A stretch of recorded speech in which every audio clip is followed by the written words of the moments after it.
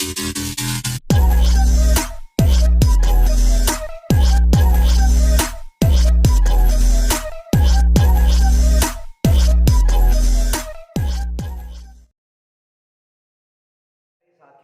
अब मैं आपके लिए व्यास केमिस्ट्री यूट्यूब चैनल पर प्रतियोगी परीक्षाएं रीट और पटवारी के लिए सामान्य विज्ञान की वीडियो बना रहा हूं। महत्वपूर्ण प्रतियोगी परीक्षाओं के लिए महत्वपूर्ण वीडियो होंगे। साथियों, मैंने प्रथम श्रेणी, द्वितीय श्रेणी और तृतीय श्रेणी तीनों आरपीएससी द्वारा एग्जाम पास किए हैं। उसके अनुभव के आधार पर मैं आपके लिए जो है निःशुल्क और आपको आपके मोटिवेशन के लिए, आपका साइंस नॉलेज बढ़ाने के लिए वीडियो बना रहा हूं। और ये वीडियो आपके रीट परीक्षा और पटवारी परीक्षा के लिए महत्वपूर्ण साबित होंगे। तो सामान्य विज्ञान जो है रीट्स लेवल 2 के लिए विज्ञान की वीडियो स्टार्ट कर रहे हैं। और पहला टॉपिक आपके सिलेबस में जो रसायन विज्ञान मेनली केमिस्ट्री से रिलेटेड है और उसका नाम है आपके स्ट्रक्चर ऑफ एटम, परमाणु संरचना, उसका टॉपिक करवा रहा हूं मैं। तो सबसे पहले शुरुआत करते हैं परमाणु संरचना से। स्ट्रक्चर ऑफ एटम, परमाणु संरचना में आपके जो दिया है सिलेबस में, आपके जो पाठ्यक्रम में सबसे पहले दिया है atoms and molecule. Atoms and molecules, atoms and molecules मतलब होता है परमाणु और अणु। परमाणु व अणु की जानकारी है। साथियों, इस पर भी छोटे छोटे सवाल आते हैं, कंपटीशन में आए हुए हैं, वो गलत हो जाते हैं। तो आपको स्टार्ट करता है, परमाणु क्या होता है? परमाणु होता है परम अणु। परम अणु सबसे छोटा कण, पदार्थ का वह छोटा कण जो स्वतंत्र अवस्था में रह भी सकता है और नहीं रह सकता है, ठीक है ना। अस्थायी कण होता है बेटा, जो उसको कहते हैं परमाणु। तो परमाणु जो पदार्थ का सबसे छोटा कण होता है जो अस्थायी होता है, क्योंकि ऊर्जा अधिक होती है। और जब परमाणु मिलते हैं तो अणु का निर्माण होता है। तो अस्थायी कण जो स्वतंत्र अवस्था में रह भी सकता है और नहीं भी रह सकता है, उसको कहते हैं परमाणु। और परमाणु मिलते हैं तो क्या बनता है? अणु। याद रखें, परमाणु मिलता है तो क्या बनता है? अणु। अस्थायी कण होते हैं। जैसे ये है हाइड्रोजन का परमाणु, दो परमाणु मिलेंगे तो ये हो गया अणु। ये तो हो गया आपके परमाणु, स्वतंत्र अवस्था में नहीं रहता। लेकिन अणु जो क्या है? पदार्थ का वह छोटे से छोटा कण जो स्वतंत्र अवस्था में रहता है तथा सभी गुणों की व्याख्या हो सकती है तो आएगा अणु। जिससे सभी गुणों की व्याख्या नहीं हो सकती है वो आता है परमाणु। ध्यान रखना। तो अणु क्या है? जिससे सभी भौतिक और रासायनिक गुणों की व्याख्या संभव होती है, वह छोटा कण होता है अणु। और अणु बनता कैसे है? परमाणु के मिलने से, ठीक है ना। और अणु में जितने परमाणु होते हैं वह उसकी परमाणुकता होती है। तो साथियों, परमाणुकता क्या होती है? एटॉमिसिटी। हाइड्रोजन की परमाणुकता क्या होती है? 2। इसी तरह से ऑक्सीजन, ये परमाणु है, ये उसका अणु है, और परमाणुकता कितनी हुई? 2। लेकिन इंपॉर्टेंट एग्जाम के लिए आया हुआ क्वेश्चन अगर आ सकता है, सल्फर की परमाणुकता बताइए। तो सल्फर का परमाणु ये है, सल्फर का अणु 8s8 होता है, ये अणु है। और परमाणुकता हो गई इसकी 8 इसकी परमाणुकता होती है। इसी तरह से फास्फोरस परमाणु होता है P, इसकी परमाणुकता होती है 4, ठीक है, P4 लिखते हैं, इसकी परमाणुकता होती है 4। तो ये विशेष है कि इनमें ज्यादा परमाणु आपस में जुड़ करके 8 परमाणु जुड़ता है तो सल्फर 8 परमाणु होता है। ये इंपॉर्टेंट है, स्टार पॉइंट है, ये याद कर लें कि इसमें परमाणु कितने होते हैं। और परमाणु जो है ध्यान होने से आपके उसको परमाणुकता निकल जाएगी। और परमाणुकता को यदि परमाणु भार से गुणा कर देते हैं तो उसका अणु भार भी आ जाता है। तो सल्फर का अणु भार निकालना हो मान लो आपको, तो आप कैसे निकाल सकते हो? एक फॉर्मूला जरूर याद रखें कि परमाणुकता से गुणा कर दो। जैसे सल्फर का अणु भार निकालना है, अणु भार निकालना हो किसी का, तो सल्फर का परमाणु भार याद रखेंगे अपन। सल्फर का परमाणु भार होता है 32 और उसको परमाणुकता से गुणा कर दो। परमाणुकता से गुणा कर दो, इसकी 8 परमाणुकता होती, तो ये 8 दूनी 16 6 और ये 8 24 25 256। सल्फर का अणु भार 256 होता है। इसकी परमाणुकता से परमाणु भार को परमाणुकता से गुणा कर दीजिए तो क्या आ जाएगा आपके पास? अणु भार आ जाएगा। तो परमाणु क्या होते हैं? छोटे कण मिलते हैं तो क्या बनते हैं? अणु। और अणु के अंदर जितने परमाणु होते हैं वह होती है परमाणुकता। अणु क्रिया में भाग लेने वाले हमेशा परमाणु होते हैं। अणु टूटता है और परमाणु बनता है, वो क्रिया में भाग लेता है। और स्थायी जो रहता है पदार्थ का छोटा कण जो स्थायी होता है, समस्त गुणों की व्याख्या करता है, उससे क्या कहते हैं, अणु कहते हैं। तो अणु और परमाणु में आपको अंतर समझ में आ गया होगा। दोस्तों अब देखते हैं पदार्थ परमाणु के बारे में। सबसे पहले जो परिकल्पना आई थी वो थी डाल्टन की परिकल्पना। डाल्टन के अनुसार परमाणु कैसा कण है, डाल्टन की परिकल्पना आपको आनी चाहिए। डाल्टन परिकल्पना क्या कहती है कि परमाणु अविभाज्य कण है, परमाणु को विभाजित नहीं किया जा सकता। लेकिन 19वीं शताब्दी में इसके अनुसार तो परमाणु कैसा है, अविभाज्य। लेकिन 19वीं शताब्दी में रदरफोर्ड नाम सुना होगा आपने, जे थॉमसन है, जे थॉमसन, नील्स बोहर आदि वैज्ञानिक का कहा कि परमाणु विभाज्य है और वो मूल कणों से, मौलिक कणों से बना होता है। परमाणु के मौलिक कण कौन कौन से होते हैं परमाणु, तो आप एक चित्र से याद कर सकते हैं कि परमाणु को, छोटा पदार्थ का सबसे छोटा कण परमाणु होता है, उसके नाभिक में जो मौलिक कण होते हैं वो प्रोटॉन और न्यूट्रॉन, और बाहर घूमते हैं वो इलेक्ट्रॉन माइनस के होते हैं, प्रोटॉन प्लस के होते हैं और उदासीन होते हैं। तो परमाणु के नाभिक के अंदर कौन कौन से कण पाए जाते हैं, ये भी क्वेश्चन है। कौन कौन से कण है परमाणु, कौन कौन से मौलिक कण है परमाणु के नाभिक में, नाभिक में होते हैं आपके प्रोटॉन प्लस न्यूट्रॉन। न्यूट्रॉन जो है आपके इसके नाभिक में होते हैं, इनको न्यूक्लियॉन्स बोला जाता है।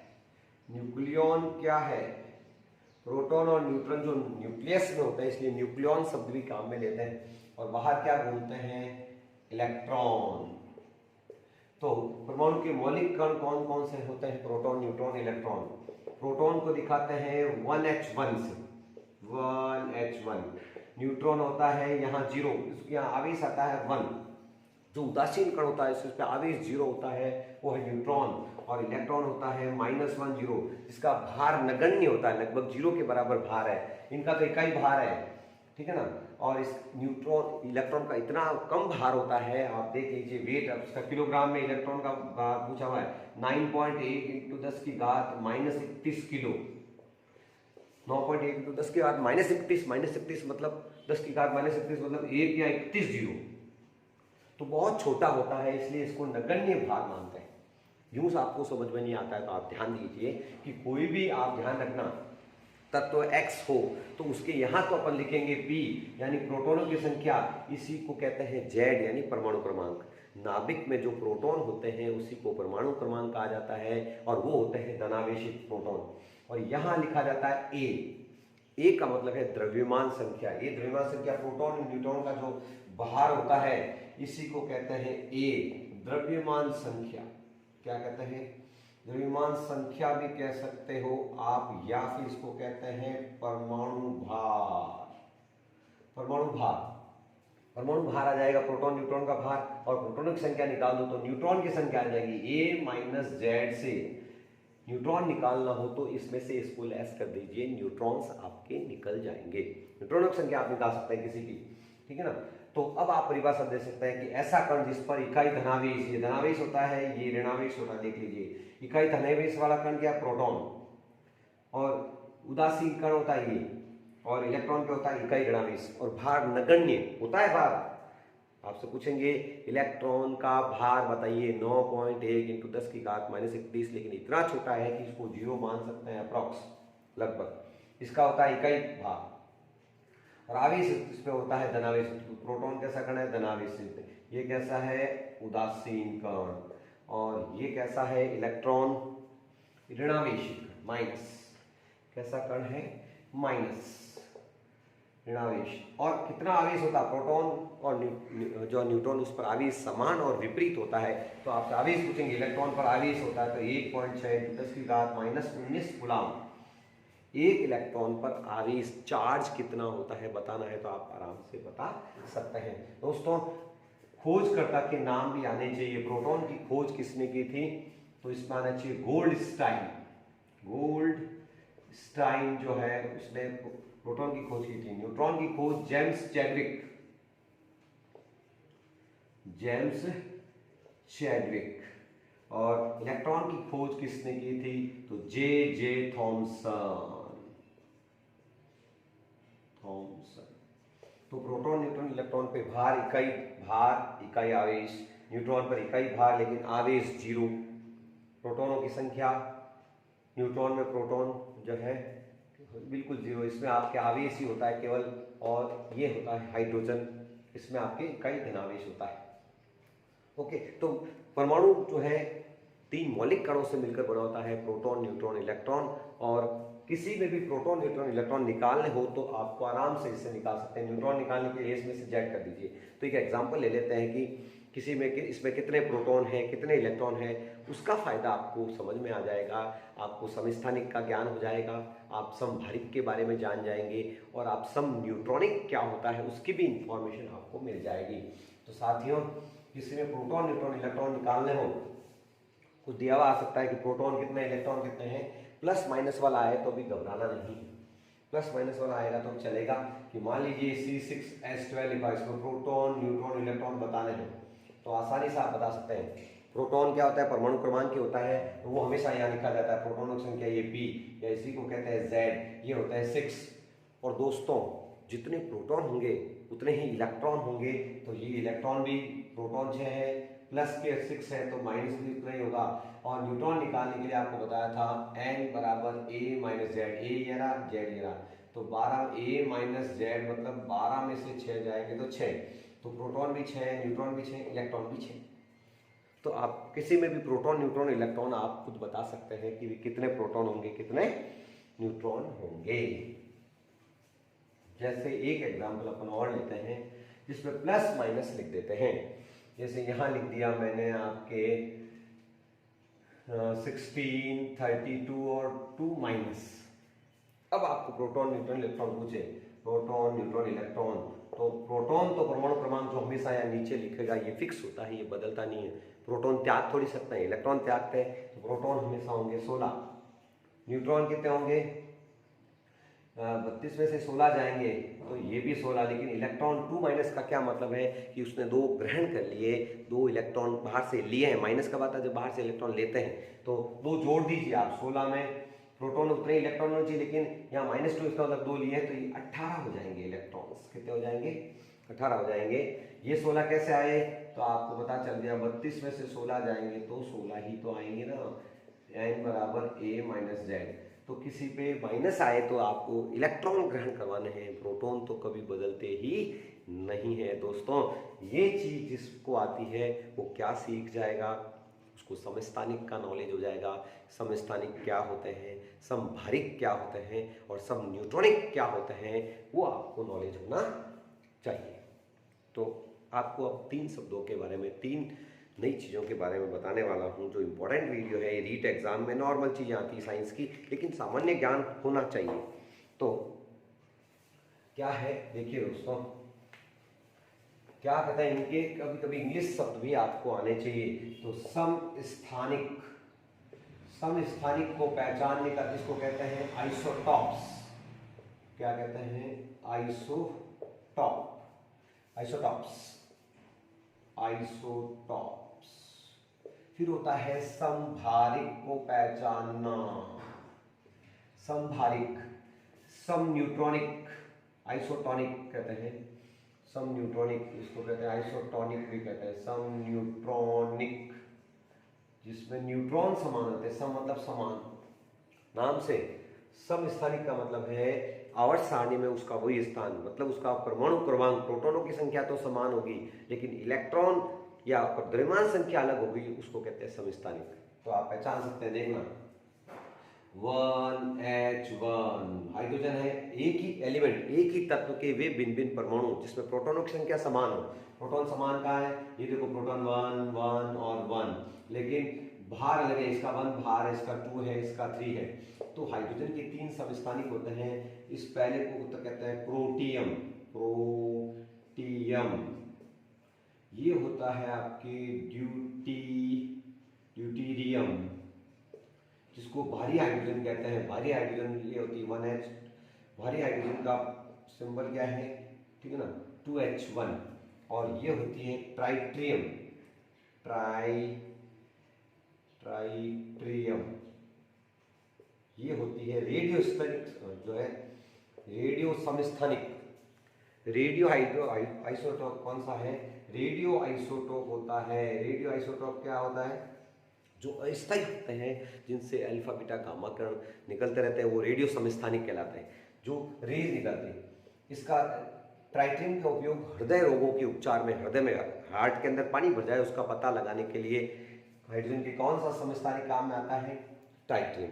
तो समस्थानिक पहले होते क्या है कि जिनके परमाणु क्रमांक समान है, देखो 1 1 1, लेकिन भार अलग अलग हो, द्रव्यमान संख्या अलग अलग हो, द्रव्यमान अलग अलग होते हैं, यानी भार अलग अलग होते हैं, वो होता है समस्थानिक। हाइड्रोजन के समस्थानिक प्रसिद्ध है प्रोटियम, ड्यूटेरियम और ट्राइटियम। अब ड्यूटेरियम क्या होती है? भारी हाइड्रोजन, और भारी हाइड्रोजन से भारी जल बनता है। तो भारी जल का सूत्र बताओ, D2O। सवाल आता है, नोट करना है। भारी जल किसे कहते हैं? ड्यूटेरियम ऑक्साइड को भारी जल कहा जाता है। नोट कर लिया होगा आपने, भारी हाइड्रोजन। और इसका उपयोग कहाँ होता है भारी जल का? परमाणु जो भट्टी होती है उसमें शीतलक, जो न्यूट्रॉन की गति होती है उसको कम करने में, उसको रोकने के अंदर किसका उपयोग होता है? शीतलक के रूप में काम आता है। इसका नाम है ड्यूटेरियम भारी हाइड्रोजन। भारी हाइड्रोजन से जो बनता है वो भारी जल ड्यूटेरियम कहा जाता है।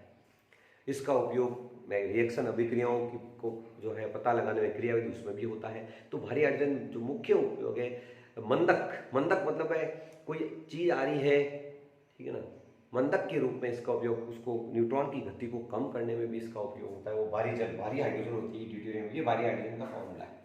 तो समस्थानिक बहुत काम के हैं, जिसमें क्या समान होता है? प्रोटॉन समान होते हैं, लेकिन भार अलग अलग होता है। उसके बाद समभारिक, जिसमें नाम जैसा आइसोबार, इसको आइसोटॉप, है ना, इसको क्या कहते हैं? आइसोबार। आइसोबार में भार समान है। भार में अपन ले लेते हैं ऑर्गन, पोटेशियम, कैल्शियम, फेमस है 40 40 40। ऊपर आप देख लो भार समान है, लेकिन परमाणु क्रमांक अलग है 18 19 20। ऊपर जब भार समान दिख जाए तो वो होता है समभारिक। ये एक दूसरे के भार इनका समान है 40 40 40। यहाँ देखो परमाणु क्रमांक समान है 1 1 1। यहाँ पर है ऊपर भार समान दिख जाए उनको कहते हैं आइसोबार, समभारिक। फिर आता है सम न्यूट्रॉनिक, इसमें आप देख लो सिलिकॉन, आइसोटॉनिक भी बोलते हैं इनको क्या बोलते हैं? आइसोटॉन। क्या है आइसोटॉन? उसको बोला जाता है जिसमें न्यूट्रॉन समान होता है। सिलिकॉन, फास्फोरस, सल्फर, ये 14 नंबर पे, 15 नंबर, ये 16 नंबर इसका परमाणु क्रमांक होता है। यहाँ पर इनका डिफरेंस अपन देखेंगे तो यहाँ 31 आता है, यहाँ 32 और यहाँ 30। इनका डिफरेंस 16 ही आएगा। न्यूट्रॉन कितने आएंगे? देखो 30 में से 14 गए 16, 31 में से 15 गए 16, 32 में से गए 16। जहाँ न्यूट्रॉन समान होता है उनको आइसोटॉन बोला जाता है। What is isotone? Same neutronic. जिसका भार समान होता है उसे आइसोबार कहते हैं, और जिसका परमाणु क्रमांक समान होते हैं उसे क्या कहा जाता है दोस्तों? समस्थानिक कहते हैं। समस्थानिकों में अपन ने भारी हाइड्रोजन कौन सी होती है ये पढ़ा। सबके समस्थानिकों की खोज हो रही है। तो ये जब परमाणु की जानकारी, अणु की जानकारी आपको मिल गई, उससे रिलेटेड परमाणुता क्या होती है वो जानकारी आपको मिली है। तो इस तरह से जो परमाणु और अणु के बारे में कुछ क्वेश्चंस जो मैंने बोले हैं उनको याद करें। नेक्स्ट वीडियो में हम आगे बात करेंगे, तत्व यौगिक मिश्रण से संबंधित वीडियो बनाया जाएगा।